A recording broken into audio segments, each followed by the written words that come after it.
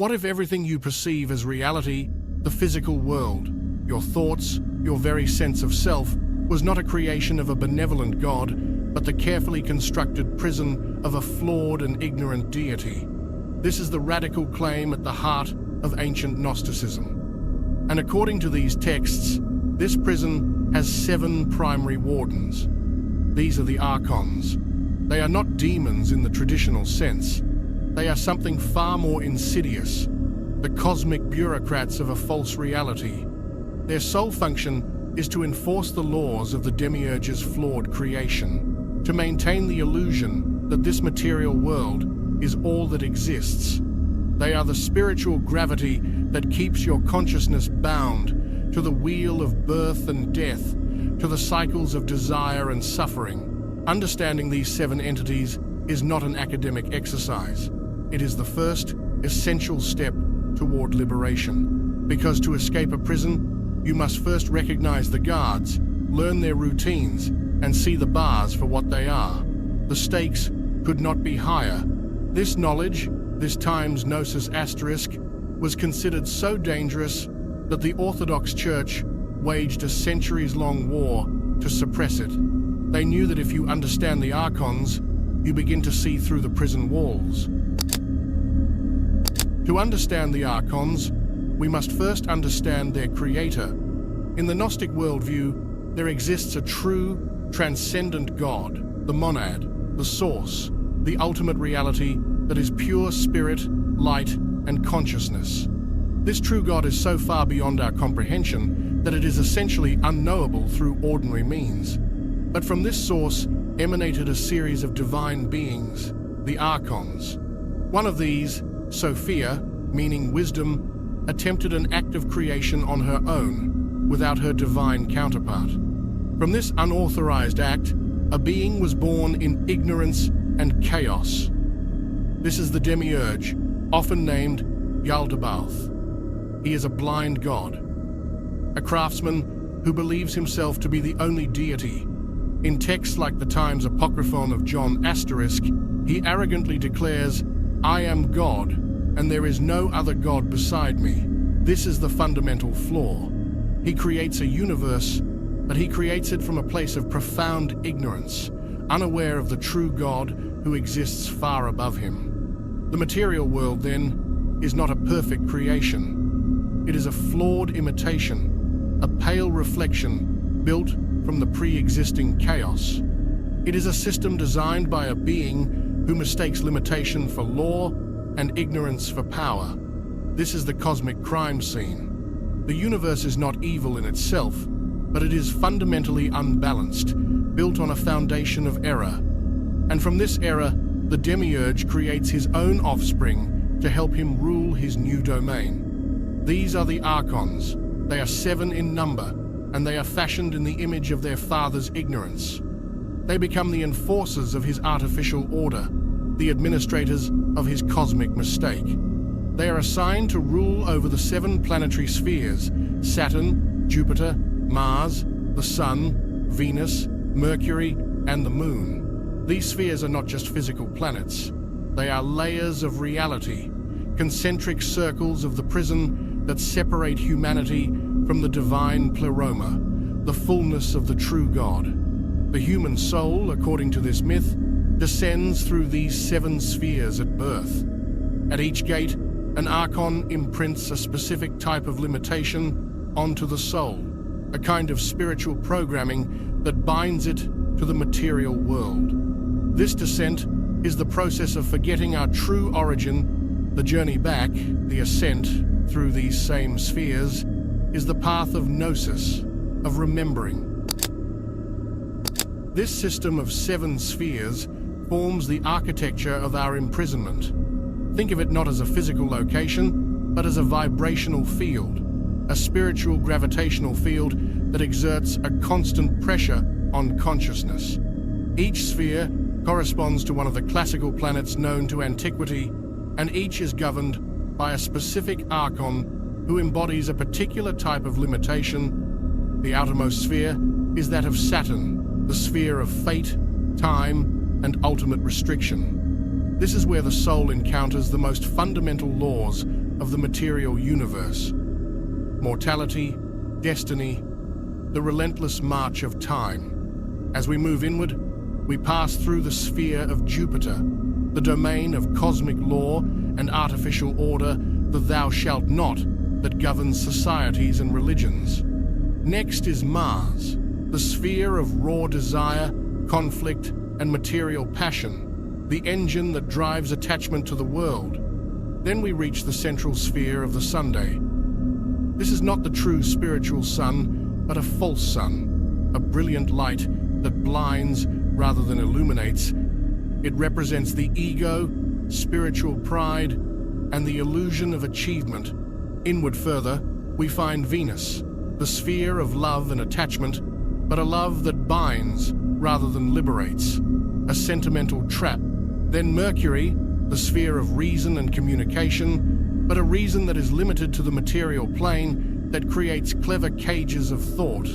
Finally, the innermost sphere is that of the moon, the sphere of illusion, reflection, and the ever-changing world of appearances. This is the sphere closest to the Earth, the realm of pure phantasm where nothing is quite what it seems. The entire system functions like a complex filtration system. The pure light of the true God is refracted and dimmed as it passes through each sphere, until by the time it reaches humanity at the center, it is only a faint glimmer, a forgotten memory.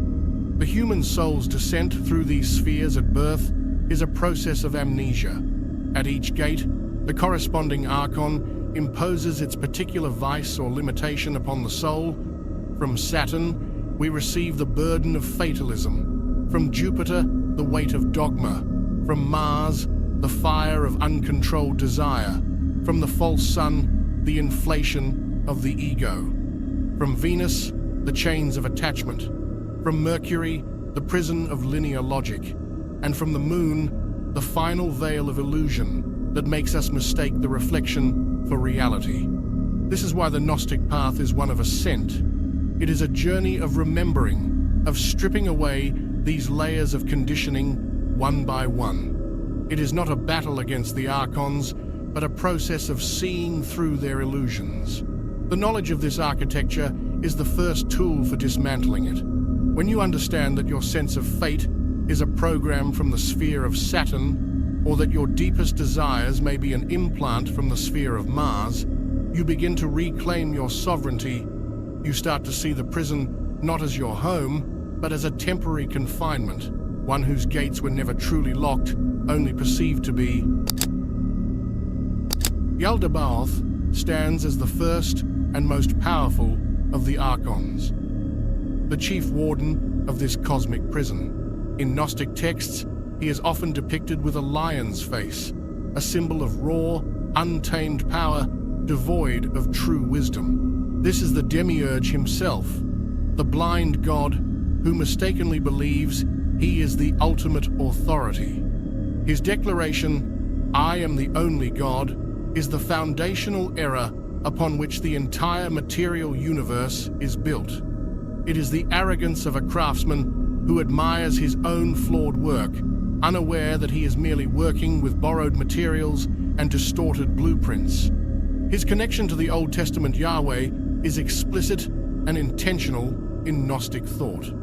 The jealous, wrathful God who demands sacrifice and obedience is seen not as the true God, but as this lesser, ignorant creator projecting his own flaws onto humanity. Yaldabaoth creates in his own image an image of limitation, of separation, of a power that must be defended rather than shared. He cannot create times ex nihilo asterisk, from nothing. He can only organize pre-existing chaos into a semblance of order. This is why the world contains such profound suffering and imperfection. It is a system built by a being who fundamentally misunderstands the nature of reality. The core of his flaw is that he creates without true knowledge, without times, gnosis asterisk. He operates from a place of pure ego, and this ego becomes the template for the human condition. He projects his own sense of lack, his own ignorance, onto his creation. This is why humanity experiences a divine spark trapped in a mortal shell. It is a reflection of the Demiurge's own state, a spiritual being who is unaware of his own spiritual source.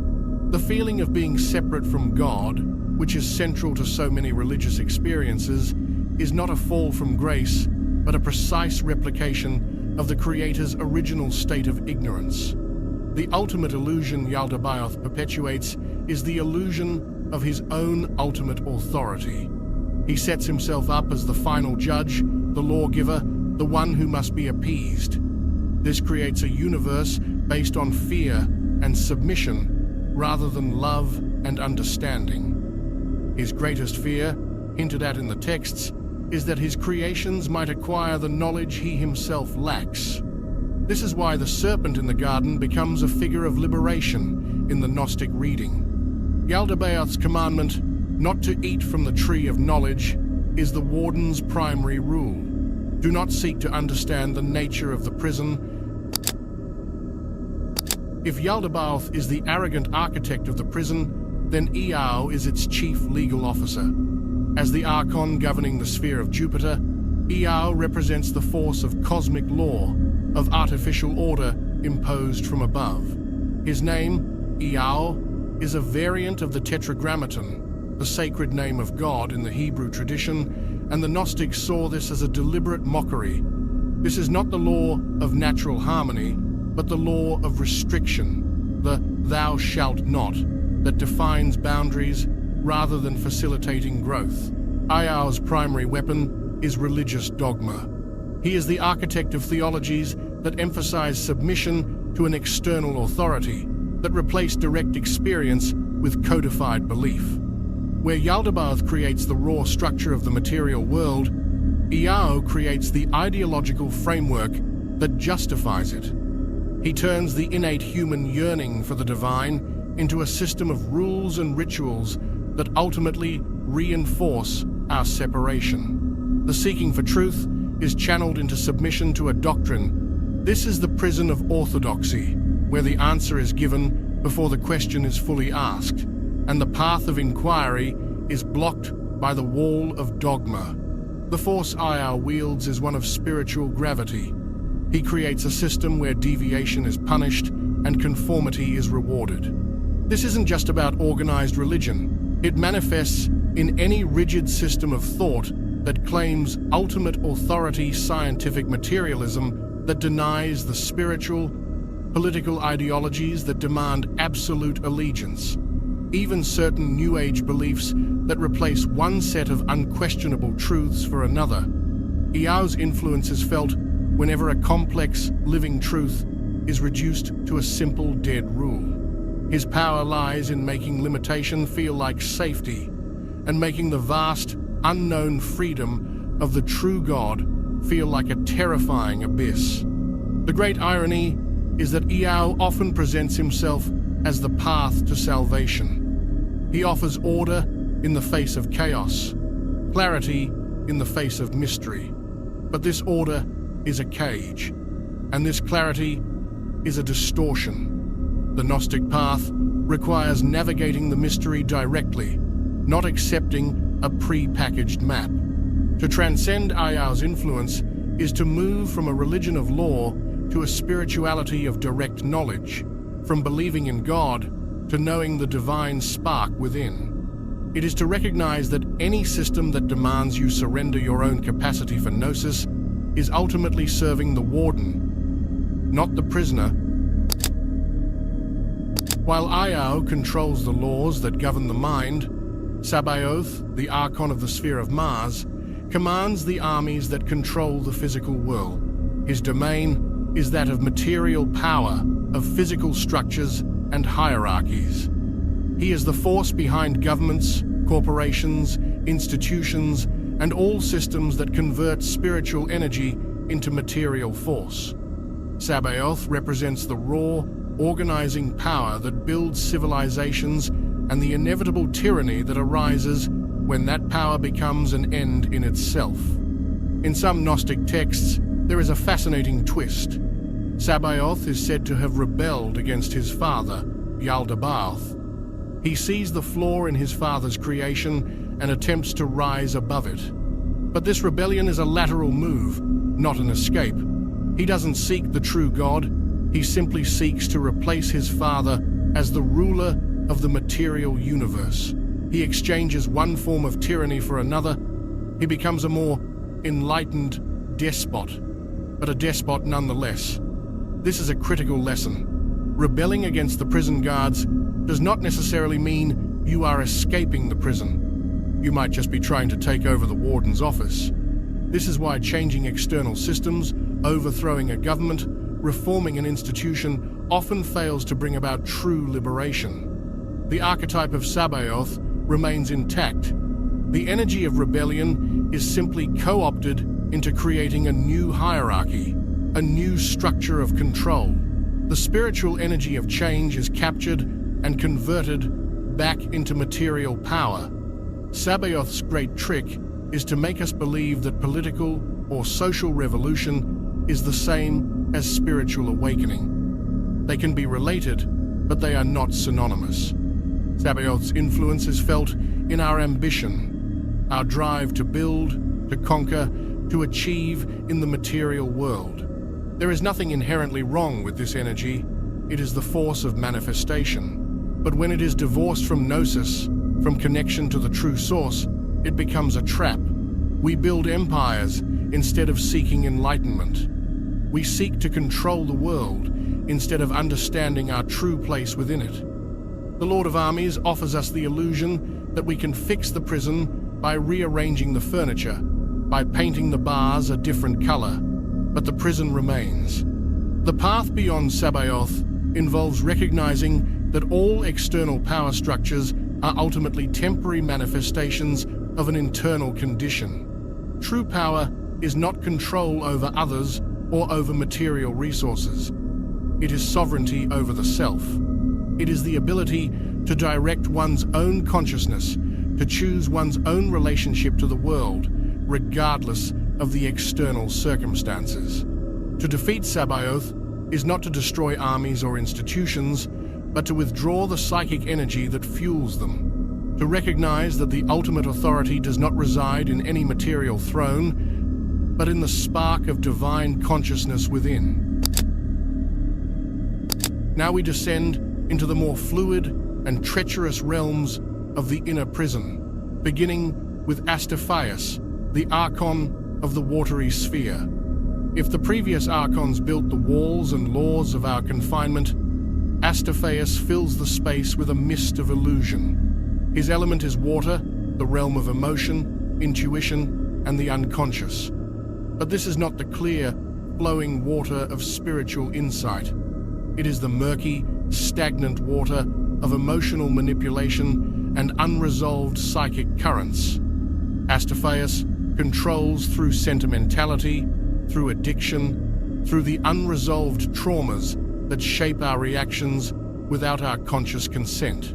His domain is the ocean of the collective unconscious, where archetypes swim like predatory fish, waiting to be hooked by our personal histories. He is the master of the emotional trap. A chain of steel can be broken, but a chain of feeling, of nostalgia, of a love that has turned to dependency that is far stronger. This is why feelings can be a more effective prison than any physical barrier. They convince you that the cage is your home, that the limitation is a part of your identity. His primary weapon is the distortion of our natural emotional responses.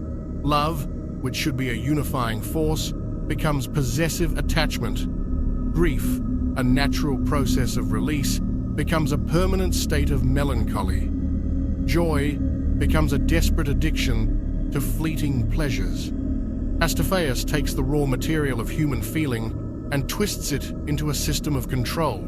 He ensures that our emotional energy is constantly recycled within the material plane, never finding its true outlet in the spiritual realms. We become trapped in cycles of drama, in relationships that bind rather than liberate, in a sentimental attachment to a past that never truly existed. This is the realm of the moon, the sphere of reflection and illusion that Astaphaeus governs. Here, nothing is solid. Everything is a shimmering image on the surface of the water. We mistake the reflection for reality. We chase phantoms of happiness, project our inner conflicts onto others, and drown in the tides of collective fear and desire. To navigate the influence of Astaphaeus is to learn the difference between emotion and feeling, between a reactive state imposed from the unconscious and a conscious, authentic response to the present moment. It requires developing a kind of emotional sobriety, the ability to observe the currents without being swept away by them. The key is not to suppress emotion, but to see it for what it is, a powerful energy that can either bind you to the illusion or, if understood, become a vehicle for transcending it. As we move closer to the center of the prison system, we encounter what may be the most subtle and dangerous of the Archons, Adonaios, the ruler of the solar sphere. This is not the true spiritual sun, the source of divine light and life. This is a false sun, a brilliant, blinding light that mimics illumination but actually prevents true sight. Adonaios is the Archon of the ego, of spiritual pride, and of the ultimate trap, the belief that one has already escaped. His name, Adonaios, is another variation on a sacred name, in this case, Adonai, meaning Lord. He represents the brilliant light of the intellect when it is divorced from the heart, the flash of insight that inflates the sense of self rather than dissolving it. This is the danger of enlightenment experiences, of peak states and mystical revelations that are co-opted by the ego. Adonaios offers a counterfeit gnosis. He allows you to see the bars of the prison, but then convinces you that seeing them is the same as being free. He turns spiritual achievement into a new form of identity, a new set of chains woven from light itself. This is why spiritual pride is considered such a profound obstacle on the path. The person who believes they are enlightened, who wears their spirituality as a badge of superiority, is often the one most deeply trapped by Adonaios. The Archon's greatest trick is to make you think you have reached the destination when you have only found a more comfortable cell within the prison. He is the force behind dogmatic spiritual teachers, rigid enlightenment models, and the entire industry of selling quick fixes for the soul. He offers a light that blinds you to the fact that you are still looking at a reflection, a brilliant image of the sun on the surface of the water, rather than the sun itself. The sphere of the sun is central to the system, and Adonaios sits at its heart. His influence ensures that the journey of awakening remains a personal story, a narrative of my enlightenment, my attainment. True gnosis, in contrast, tends to shatter the individual's self. It is not an achievement to be owned, but a realization that there is no separate achiever to begin with. Adonaios fears this dissolution above all else. He will offer you every spiritual experience imaginable, visions, powers, profound insights, as long as they reinforce the central illusion of a separate, evolving self. To see through Adonaios is to recognize that any light that casts a shadow of a self is still a created light. The true sun of the pleroma does not illuminate an object. It is a state of pure being in which the subject-object dichotomy collapses. The path beyond this Archon involves a profound humility, a willingness to abandon every concept of spiritual progress, and an acceptance that the most dazzling experiences are often the most seductive traps. The real work begins not when you see the light, but when you realize that the one who sees is also part of the illusion. From the blinding light of the false sun, we move to the cold, grinding machinery of the outermost sphere, governed by Eloaios, the Archon of Saturn. If Adonaios traps us in the illusion of achievement, Eloaios traps us in the illusion of time itself. He is the keeper of chronological fate, the force that ensures everything moves in predictable, repeating cycles.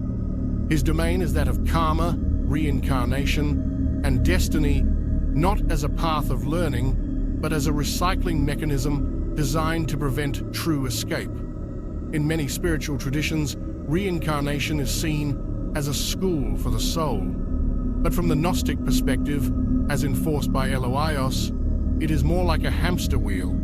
The soul descends through the spheres, acquires the limitations of each archon, lives a life bound by those limitations, dies, and then is recycled back through the same process. The experiences may change, but the fundamental structure of the prison does not. Eloaios ensures that the soul never gathers enough momentum to break free from the gravitational pull of the material spheres. He is the master of the wheel of samsara, the lord of repetitive experience. His power lies in the illusion of progress within a closed system. You may believe you are evolving over multiple lifetimes, moving from a peasant to a king, from a sinner to a saint. But if you are still operating within the rules of the prison, still bound by fate, time, desire, and ego, then you are merely rearranging your circumstances, not changing your essential state of confinement. Eloaios offers the comfort of destiny, the idea that everything happens for a reason according to a grand plan. But this plan is his plan, the Demiurge's plan, and its ultimate goal is to keep you within the system. Destiny and fate, under Eloaios' influence, become forms of psychological programming. They encourage passivity, the acceptance that what will be, will be. This removes the urgency of gnosis, the need for a radical, personal awakening in the here and now. Why seek escape if you believe you have countless lifetimes ahead of you? Eloaios uses time as an anesthetic, dulling the soul's yearning for immediate liberation. He is the voice that says, tomorrow, when the Gnostic imperative is always now. Breaking the influence of Eloaios requires a rebellion against time itself. It means recognizing that the eternal is not a future reward, but a present reality, obscured by the illusion of past and future. It involves understanding that karma is not a cosmic justice system, but a law of the material universe that can be transcended through direct knowledge. The Gnostic does not seek a better rebirth. They seek to stop being reborn altogether. To defeat Eloaios is to step out of the stream of time, to recognize the immortal spark within that is not subject to the cycles of birth and decay. It is to realize that the prison of time is the most fundamental illusion, and that its walls are made of nothing more substantial than a mistaken belief.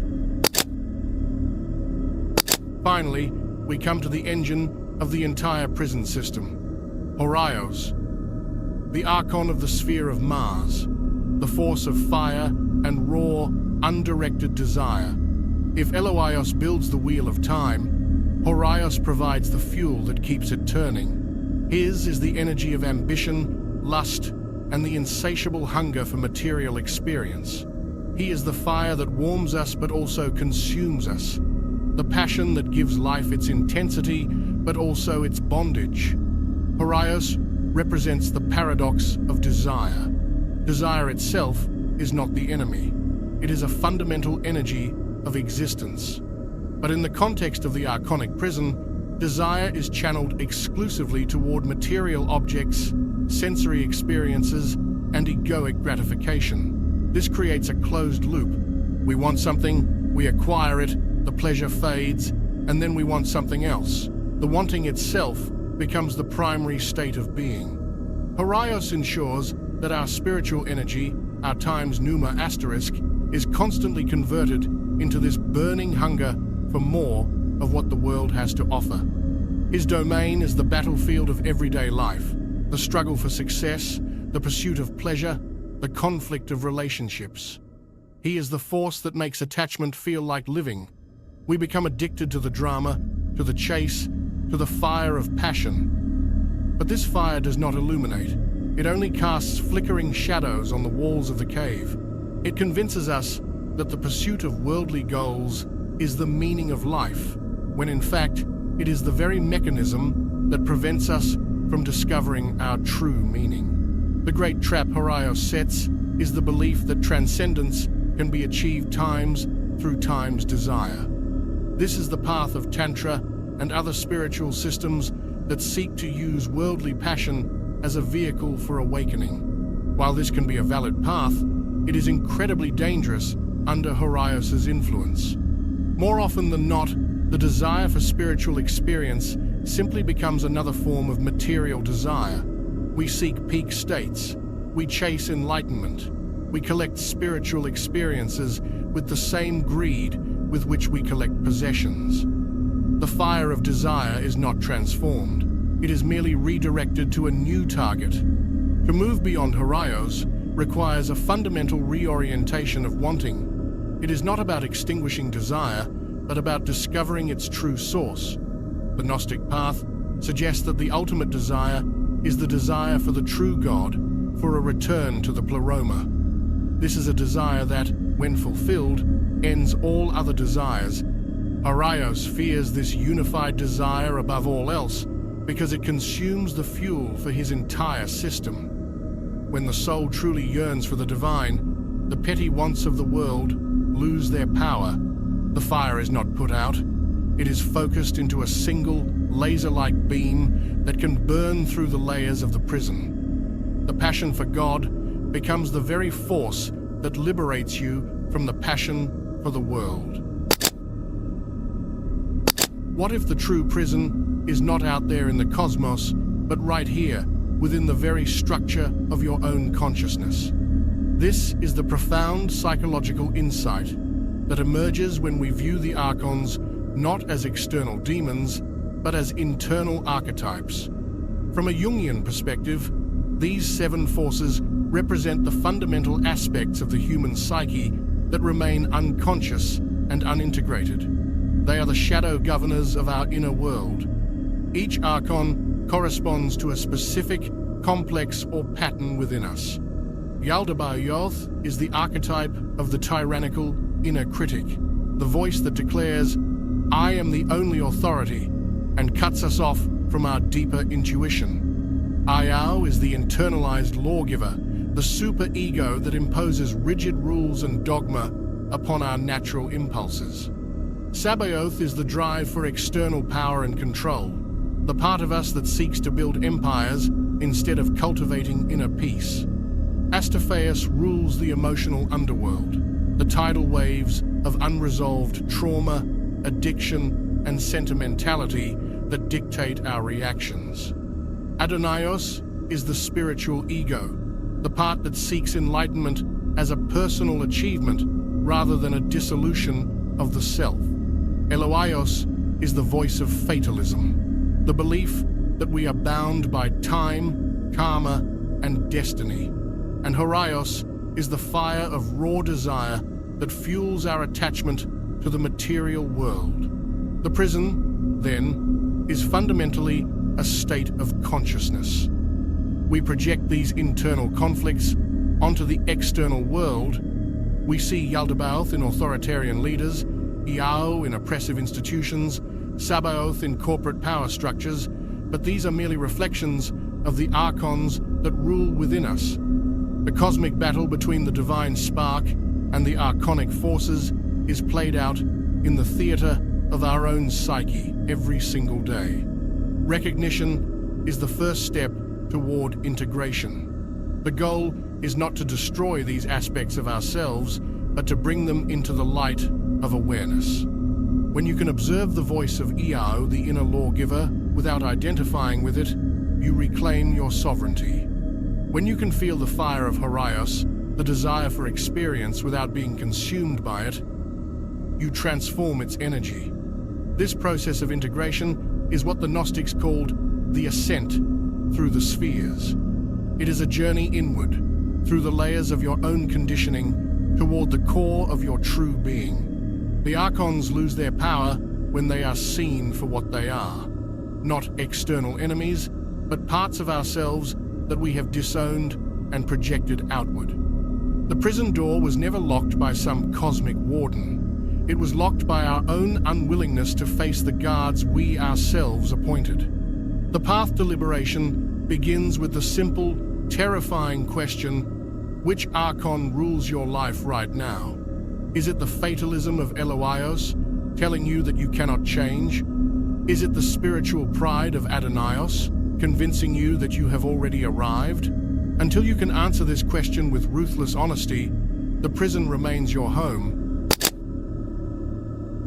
Now we come to the ultimate heresy, the key that unlocks the entire system. In the traditional Genesis story, the serpent is the tempter, the deceiver who leads humanity into sin and expulsion from paradise. But the Gnostics performed a radical reversal of this narrative. To them, the serpent was the hero, the bringer of gnosis, the one who offered humanity the chance to see through the Demiurge's deception. The serpent's promise, "Your eyes shall be opened, and you shall be as gods," knowing good and evil, was not a threat, but a liberation promise. The knowledge of good and evil is the knowledge of duality, the understanding that the world created by Yaldabaoth is based on opposition and limitation. To eat from this tree is to awaken to the fundamental flaw in creation itself.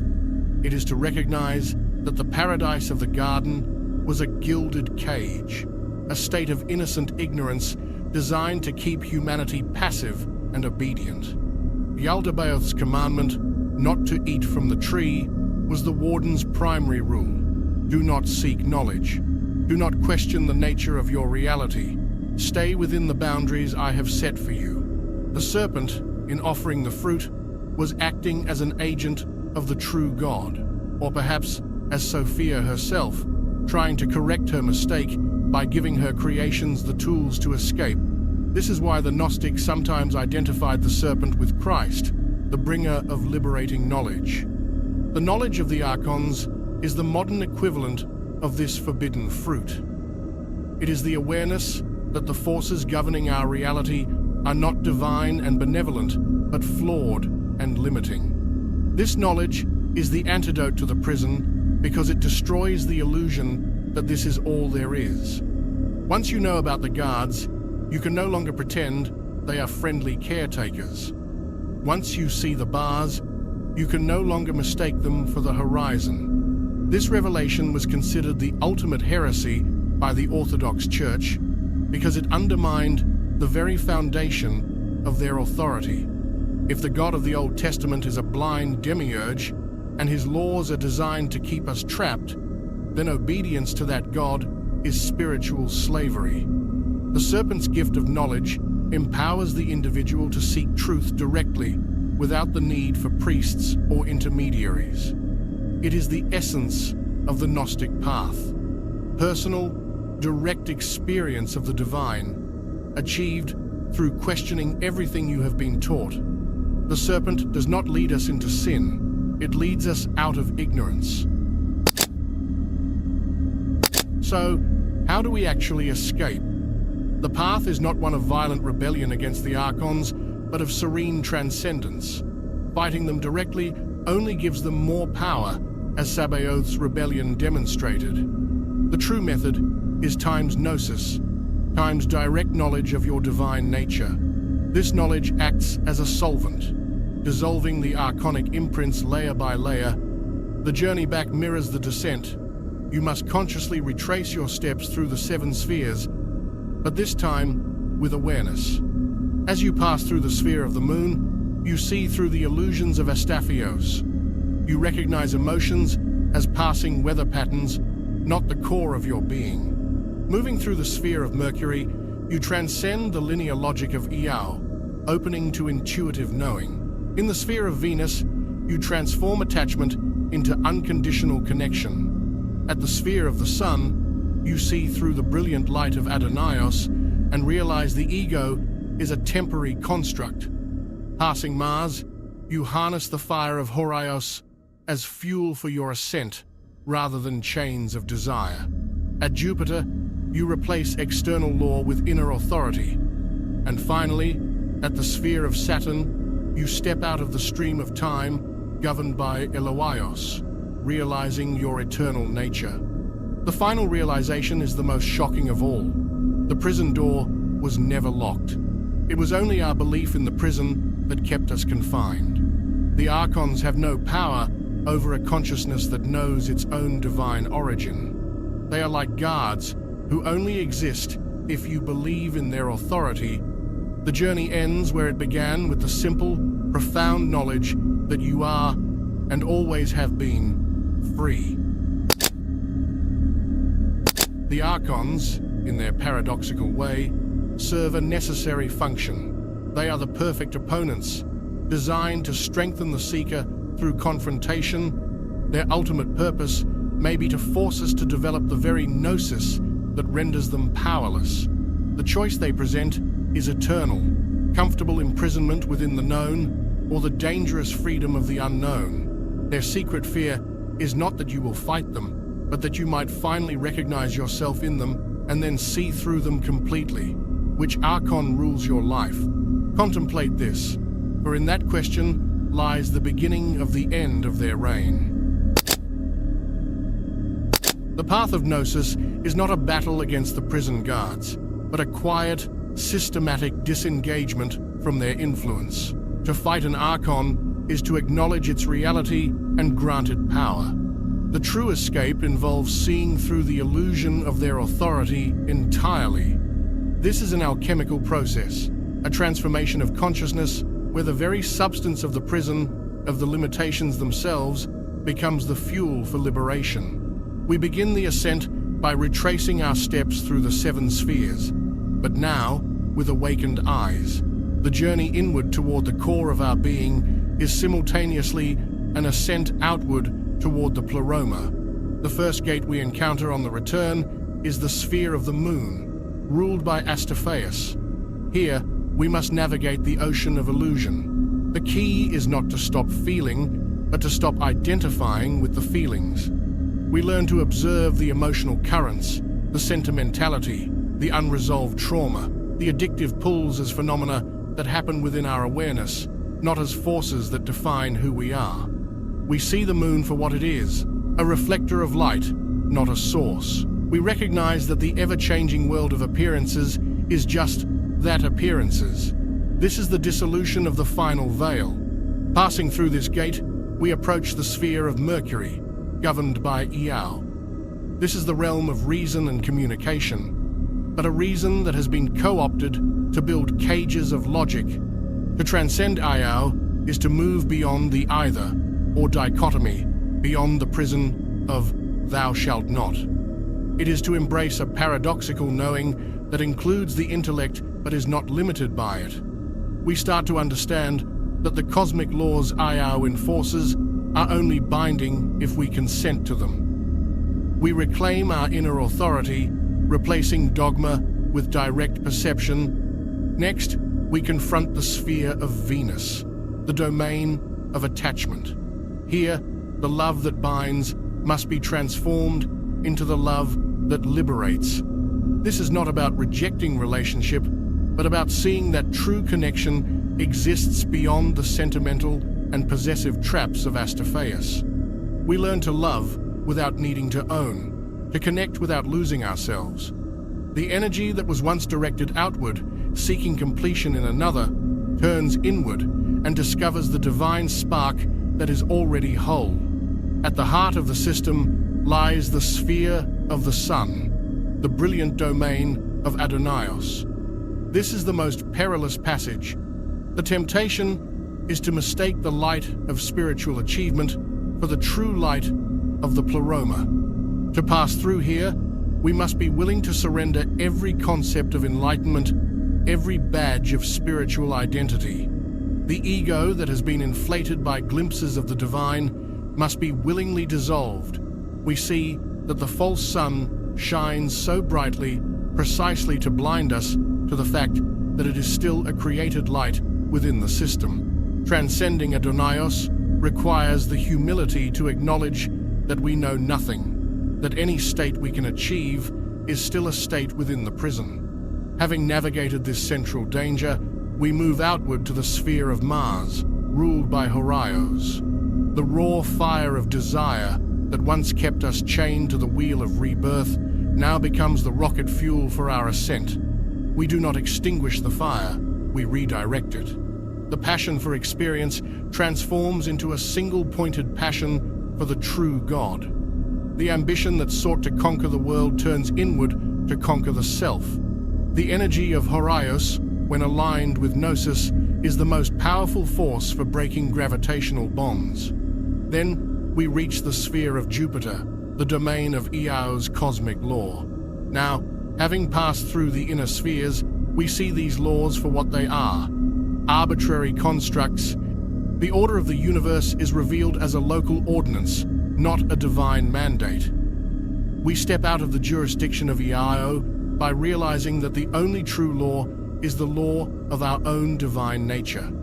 External authority collapses when internal sovereignty is fully claimed. Finally, we approach the outermost sphere, the domain of Saturn and Eloaios.